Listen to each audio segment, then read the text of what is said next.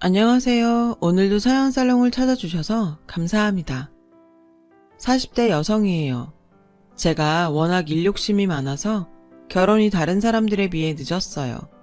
사실 결혼도 할지 말지 고민이 많았는데 남편과 제가 인연이 있었는지 교제 중에 임신을 하게 되었고 찾아온 생명에 차마 나쁜 생각을 할 수 없어서 결혼을 하게 되었어요. 저와 남편은 동갑내기예요. 그래서 처음 만났을 때부터 말이 잘 통했고 설레는 감정보다는 재미있고 편안했어요. 30을 훌쩍 넘기고 하는 연애라 그런지 절절한 사랑보다는 그런 편안함이 좋더라고요. 제가 결혼을 망설였던 건 제가 다니던 직장 때문이었어요. 제가 잡지사에서 취재와 편집 일을 하고 있었거든요. 바쁠 때는 월요일에 출근해서 수요일 혹은 목요일에 퇴근할 정도로 일에 치여 살았어요. 그래도 매달 완성된 잡지를 보면 그 기쁨과 보람은 이루 말할 수 없었죠. 저는 그렇게 제 일을 많이 좋아했어요. 그런 제가 임신을 했으니 현실적인 고민을 하지 않을 수가 없었어요. 이런 생활을 하는 제가 누군가의 아내이자 엄마, 한 집안의 며느리 역할을 잘 할 수 있을까 걱정이 되었거든요. 제가 이런 걱정을 했던 건 그동안 선배들을 통해 그게 불가능하다는 걸 수없이 봐왔기 때문이에요. 저에게 결혼은 직장과 바꿔야 얻을 수 있는 거라서 고민이 됐어요. 하지만 독실한 기독교 신자인 제 부모님은 저의 임신을 결혼을 하라는 신의 계시로 받아들이셨죠. 그리고는 일을 그만두고서라도 결혼을 하라며 등을 떠미셨어요. 사실 제 부모님께서는 하나뿐인 딸이 나이는 먹어가는데 결혼도 안 하고 일만 하다 혼자 늙어 죽을까봐 걱정이 많으셨거든요. 그러던 차에 제가 임신을 했으니 얼마나 반가우셨겠어요. 그래서 매일 새벽에 감사기도를 드리러 교회에 가실 정도였어요. 그리고 제 임신 소식에 기뻐했던 또 한 사람이 있었어요. 바로 제 남편이었죠. 남편은 무조건 자신을 믿고 의지하라고 했어요. 저는 이렇게 기뻐하는 사람들을 보며 용기를 내보기로 결심했어요. 제 목표는 무조건 결혼과 일, 2마리 토끼를 잡는 거였어요. 이런 이야기하기 좀 부끄럽지만 제가 그 분야에서 나름 잘 나갔거든요. 저는 제가 좋은 선례를 남겨 후배들에게 결혼해도 마음껏 일을 할 수 있다는 희망을 주고 싶었어요. 그렇게 생각하니 평소 긍정적이었던 저는 더 이상 두렵지 않았어요. 오히려 벌써부터 주변에서 대단하다고 박수 쳐주는 그림만 머릿속에 그려졌죠. 무엇보다 코드도 잘 맞고 늘 친구 같은 남편이 곁에 있으니 앞으로의 제 인생이 설레기까지 했어요. 당시 남편은 의료 보조기 회사의 과장이었는데 입사 후 꾸준히 거래처가 늘어서 회사에서도 평판이 괜찮았어요. 남편은 영업이 적성에 맞는다고 했고 열심히 일하는 남편을 옆에서 볼 때마다 남자 하나는 잘 골랐다는 생각을 했어요. 그렇게 결혼 준비를 하던 저는 뱃속의 아이가 쌍둥이라는 걸 알게 되었어요. 아무리 사람 일은 예측할 수 없다지만 제가 쌍둥이 엄마가 될 거라고는 상상도 못한 일이라 쇼킹했어요. 쌍둥이라 그런가 배는 개월수보다 훨씬 빨리 불러왔어요. 조금이라도 무리를 하면 배가 뭉치고 하혈을 하는 등 저의 임신기간은 그리 만만치 않았어요. 그래서 신혼여행도 미루고 결혼식만 겨우 올리고 신혼생활에 들어갔어요. 처음 하는 살림은 매일 실수투성이었고 나날이 심해지는 입덧에 가스불도 제대로 켤 수 없을 정도였죠. 보다 못한 친정엄마가 저희 집에 오셔서 반찬과 청소를 대신 해주시고는 했죠. 그런데 그 사실을 안 시어머니께서 그러시는 거예요. 요즘은 농사일이 없으니 당분간 서울에 올라오셔서 챙겨주시겠다고요. 사돈한테 신세 지는 게 죄송하다면서요. 저는 그때까지만 해도 시어머니의 배려에 감사한 마음이었어요. 아무래도 아직은 남편이 친정엄마의 음식보다는 시어머니 음식이 입에 잘 맞을 테니 겸사겸사 잘 됐다 생각했고요. 하지만 곧 제가 틀렸다는 걸 알게 되었죠. 걱정해 주시는 것처럼 말씀하셨지만 함께 살아보니 그게 아니더라고요. 결과적으로는 제 발로 시월드 문을 열고 들어간 꼴이었어요. 시어머니는 누가 옆에 있든 말든 속의 말을 혼잣말처럼 툭툭 내뱉으셨어요. 처음엔 얼마나 당황스러웠는지 몰라요. 누가 시킨 것도 아닌데 저는 시어머니의 혼잣말을 못 들은 척 했어요. 어머님이 오시고 얼마 뒤부터 저희 집 살림은 모두 시어머님 뜻에 따라 위치까지 모조리 바뀌었어요. 시어머니가 저희 집에 오신 건지 저희가 시댁에 간 건지 착각이 들 정도였죠. 여기까지는 그래도 참을 수 있어요. 문제는 제 입덧이었죠. 아침에 일어나 방문을 여는 순간부터 풍기는 음식 냄새에 저는 매일 아침마다 변기에 인사를 해야 했어요. 제대로 식사를 못하는 건 물론 비위가 상해 하루 종일 힘들었어요. 그렇게 결혼하고 첫 잡지 마감을 앞둔 마지막 주가 되었어요. 입덧이 심하고 몸이 무거운 임산부라도 마감 앞에서는 다른 직원과 똑같았어요. 저는 야근 근무에 커피도 마시지 못한 채 일에 몰두하고 있었어요. 그때였어요. 시어머니한테 전화가 걸려왔어요. 예아가, 너 많이 늦니? 죄송해요. 오늘은 많이 늦을 것 같아요. 죄송하기는 일하는 네가 고생이지. 몸도 무거운데 너무 무리하지 마라. 생각해보니 정신이 없어서 시어머니께 야근한다는 말도 못했더라고요. 그런데도 일하는 며느리를 이해해 주시니 그동안 쌓였던 불만이 언제 있었냐는 듯 사라질 정도였죠. 직장 동료들은 요즘 시어머니가 센스 있으시다며 저에게 부럽다고 했어요. 저는 임신을 하고도 이렇게 집에서 일하는 걸 인정받는 모습을 보일 수 있어서 어깨가 으쓱했어요. 하지만 이건 제 착각이었어요. 남편의 자켓을 세탁소에 맡기려고 주머니를 뒤지다가 초밥집, 영화관, 커피숍 영수증이 나왔고 그날의 비밀을 알게 되었거든요. 제가 마감 때문에 바쁜 걸 아는 남편이 시어머니께 야근한다고 알렸다더군요. 그랬더니 시어머니께서는 반색하시며 그래? 그거 참 잘 됐구나. 걔 일하는 동안 모처럼 우리끼리 밖에서 밥도 먹고 데이트도 좀 하자. 시어머님이 잔뜩 신나 그러시길래 남편은 시어머니를 모시고 나가 모처럼 모자지간에 시간을 보냈다고 하더군요. 그럴 수 있죠. 어차피 저는 야근 때문에 바빴고 모자가 오랜만에 밖에 나가 시간을 보내는 게 나쁜 건 아니니까요. 하지만 생각하면 할수록 시어머니의 태도가 마음에 걸렸어요. 아들과 데이트할 생각으로 제가 정말 많이 늦는지 확인하셨던 거잖아요. 그런 생각이 계속되자 기분이 묘했어요. 처음엔 호르몬 때문에 예민한가 했지만 우연히 시어머니 핸드폰에 저장된 남편의 번호를 보았더니 글쎄 내 첫사랑이라고 되어있지 뭐예요. 그걸 보니 소름이 끼치더라고요. 하지만 그런 걸로 시어머니를 이제 그만 댁으로 돌아가시라고 할 수는 없었어요. 그래서 어떻게 시어머니를 다시 댁으로 돌려보낼까 고민하고 있었죠. 그러던 어느 날 뜻밖의 일이 생겼어요. 시댁에 혼자 남아 계시던 시아버지가 전화를 하신 거예요. 대체 언제까지 거기 있을 거야?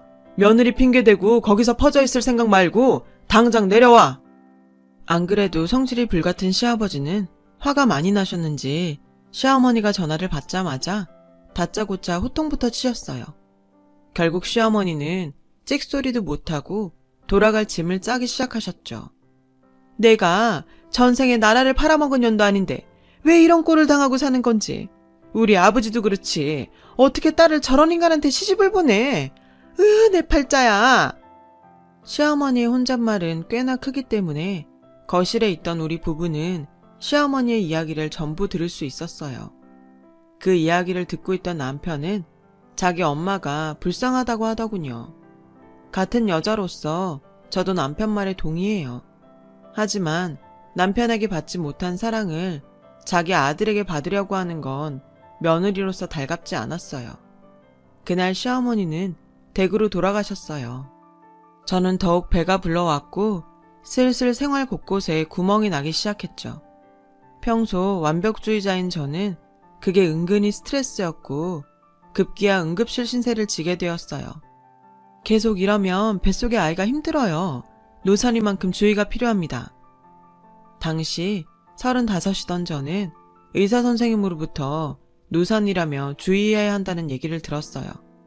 그 소리에 친정엄마는 육아휴직을 하던지 아니면 회사를 그만두라고 잔소리를 하셨어요. 남편 역시 처음으로 저에게 회사를 그만두라는 말을 하더군요.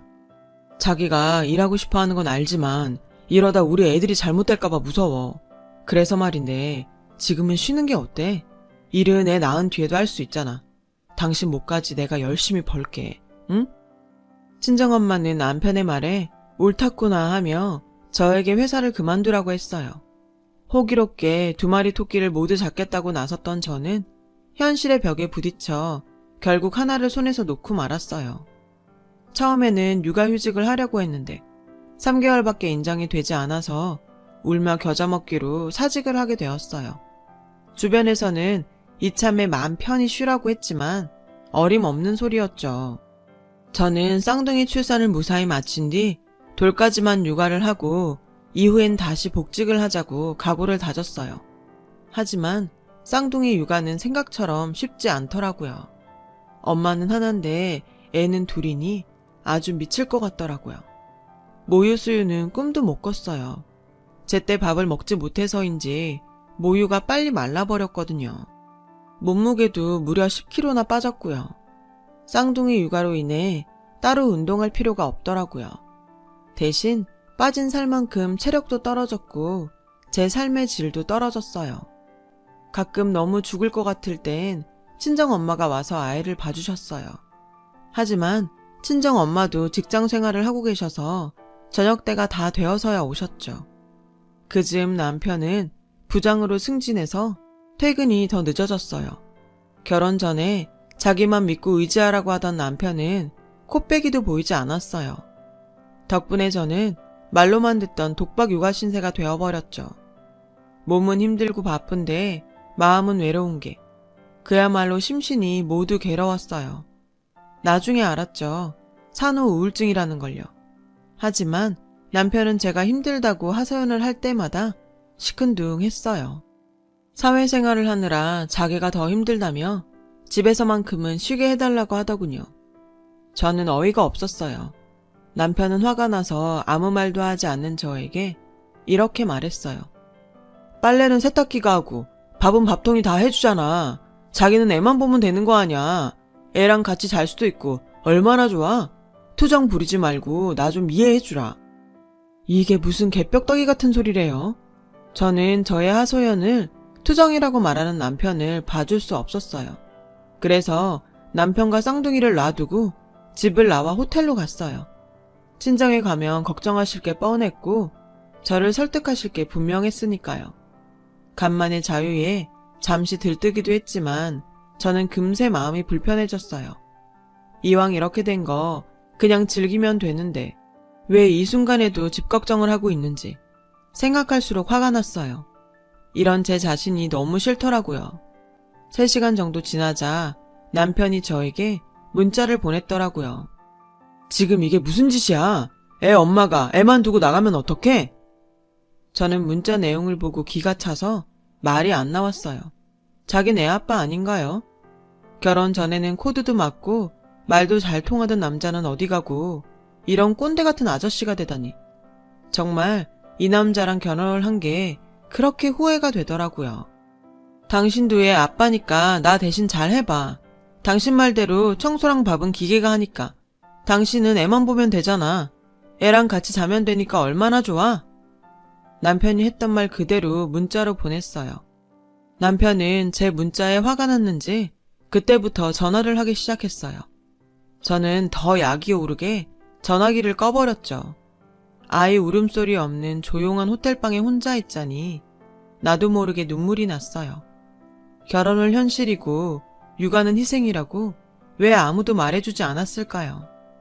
모든 게 다 원망스러웠어요. 방해하는 사람도 없는데 잠도 이루지 못하고 결국 새벽에 체크아웃을 했어요. 그래도 엄마라고 남편은 밉지만 쌍둥이 걱정이 되었거든요. 그 후 저와 남편은 감정의 골이 더욱 깊어졌어요. 소통이 안 되는 이유였죠.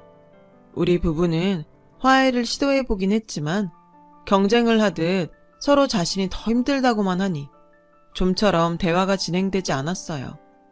남편은 그 뒤로 온전히 자기 마음대로 살았어요. 늦는 건 당연했고 개인적인 술자리와 카드도 펑펑 쓰고 상태가 점점 나빠졌죠. 하루는 도저히 안 되겠다 싶어서 쌍둥이들을 재우고 남편을 기다렸는데 잔뜩 취해서 들어온 남편이 저 보라는 듯 옷들을 거실에 벗어 던지더라고요. 지금 이게 뭐야? 보면 몰라? 밖에서 힘들게 일하고 온 남편 옷이잖아. 주워서 빨아. 집에서 편하게 놀고 먹는 주제에. 뭐? 편하게 놀고 먹어? 그래. 그럼 지금부터 내가 일할 테니까 네가 집에서 애들이랑 놀고 먹어. 내가 너보다는 훨씬 더 벌 수 있으니까.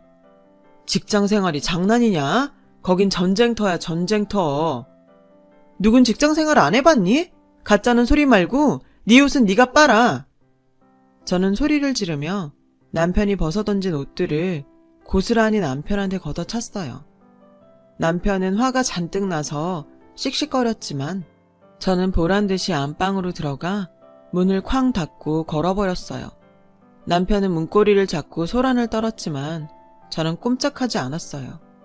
대신 울기 시작한 쌍둥이들을 달랬어요. 저는 그때 이혼을 생각했어요. 다시 일만 할 수 있다면 쌍둥이쯤은 저 혼자 키울 수 있다고 생각했거든요. 그 후 저희 부부는 더 사이가 나빠졌어요. 어차피 헤어지면 끝이라고 생각했죠. 그런데 문제는 엉뚱한 곳에서 터졌어요. 글쎄 달력을 보니 시아버지 생신이 코앞이더라고요. 저는 갈등했어요. 부부 사이의 일로 시댁 어른들한테까지 영향을 끼치는 게 맞나 하고요. 아무리 사이가 나빠도 제 할 도리는 해야 할 것 같았거든요. 결국 저는 시댁에 찾아뵙기로 했어요. 나중에도 책 잡히고 싶지 않았거든요. 저는 쌍둥이를 데리고 기차를 타고 시댁으로 내려갔어요. 그런데 시댁에 도착해보니 남편이 저보다 먼저 와 있지 뭐예요. 니네 싸웠다며? 여자가 지 남편 이겨먹으라고 하면 못 쓴다. 여자가 가장 기 꺾는 거 아니다.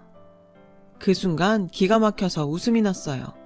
저한테 말도 안 하고 혼자 시댁에 내려온 남편도 웃겼고 애를 둘이나 안고 찾아온 며느리를 반겨주기는커녕 보자마자 자기 아들 기죽일까봐 걱정부터 하는 시어머니 꼴도 웃겼어요. 그래서 저는 그 길로 시댁을 나와 집으로 돌아왔어요. 저 더러운 성질머리하고는? 저는 제 뒤통수에 대고 소리치는 시어머니를 휙 하고 돌아 째려봤어요. 성질 같아서는 며느리 성질머리 따지기 전에 당신 아들 교육이나 제대로 하라고 소리치고 싶었지만 참았어요. 내 부모 욕먹이는 짓 같아서요. 시댁에서 돌아온 뒤 저희 부부는 자연스럽게 별거에 들어갔어요. 합의한 건 아니었고 언제부턴가 남편이 집에 들어오지 않더라고요. 처음엔 어디서 지내는지 살짝 신경이 쓰이긴 했지만 제가 먼저 물어볼 수는 없었어요. 그렇게 한 달이 지난 어느 날 저는 현금이 떨어져 돈을 찾으려고 체크카드를 ATM 기계에 넣었는데 글쎄 통장에 잔고가 하나도 없다고 나오지 않겠어요? 설마 하며 조회를 해보니 남편이 지 통장에 있던 돈을 몽땅 다른 통장으로 이체했더라고요. 어찌나 화가 나던지. 아직 돌도 안 된 애들도 있는데 어쩜 이럴 수 있어요? 저는 당장 이혼을 하자고 남편에게 전화를 걸었고 하는 수 없이 친정에서 생활비를 빌렸어요. 호랑말코 같은 놈. 너는 여태 말도 안 하고 참고 살았던 거야? 제 얘기에 친정엄마는 우시더라고요. 그 모습을 보는데 속에서 천불이 났어요. 그 후로 저는 이를 악물고 돈을 벌 궁리를 했어요. 복직을 할까 사업을 시작할까 별의별 생각을 다 했죠. 제가 아는 지인들에게 전화를 돌렸고 선배의 도움으로 스타트업 회사에 취직을 하게 되었어요. 감사하게도 제 상황에 맞춰 회의가 있는 주 1회만 출근을 하도록 해주었어요. 그간의 경력을 살려 집에서 블로그와 SNS를 통해 제품 홍보를 하게 되었어요. 전에 잡지사에서 제품 홍보에 따른 마케팅 경험도 있어서 일은 그리 어렵지 않았어요. 반응도 처음치고는 좋았고 저는 차츰 일하던 감도 찾아서 집에서 육아를 하면서도 제 몫을 톡톡히 해냈어요. 비록 피곤하고 힘든 날의 반복이었지만 성취감 덕에 그런 건 아무 상관 없었어요. 정신없이 지내다 보니 남편이 집에 오지 않은 지도 3개월이 넘었더라고요. 저는 이쯤 되면 정식으로 이혼을 하고 깨끗하게 헤어져야겠다고 생각했어요. 그런데 그때 마침 남편이 돌아왔어요. 완전 거짓골이 돼서는 술이 떡이 되어 왔더라고요. 저는 왜 기어들어왔냐고 소리쳤어요. 하지만 남편은 날이 선 제 말에도 아무런 대꾸도 하지 않았죠. 오히려 시무룩한 표정이었어요. 하지만 측은하다거나 불쌍하다는 마음은 없었어요. 저는 이때다 싶어 인터넷으로 다운받아 놓은 이혼 서류를 남편에게 내밀었죠. 더 싸우는 것도 싫고 그만 헤어지자. 생활비도 이미 당신이 다 빼돌렸으니 이 집 전세 보증금은 쌍둥이 양육비로 내가 챙길게. 난 헤어지기 싫어. 뭐? 내가 지금 잘못 들었니? 지금까지 생활비도 한 푼 주지 않고 3개월 동안 집에 오지도 않았으면서 이혼은 싫다고? 그게 지금 말이 된다고 생각해? 내가 내 식구랑 같이 살겠다는데 무슨 이유가 필요해? 엄연히 나 당신 남편이고 애들 아빠야. 그나저나 당신 이게 다 뭐야? 혹시 당신 일 다시 시작했어? 순간 어이가 없었어요. 생활비를 10,000원짜리 한 장 남기지 않고 다 빼가놓고 이제야 나타나선 저한테 일하냐고 묻는 이 남자를 저는 대체 어디까지 봐줘야 하는 거죠? 하지만 곧 이 남자가 왜 꼬랑지를 내리고 거짓골로 집에 왔는지 알 수 있었어요.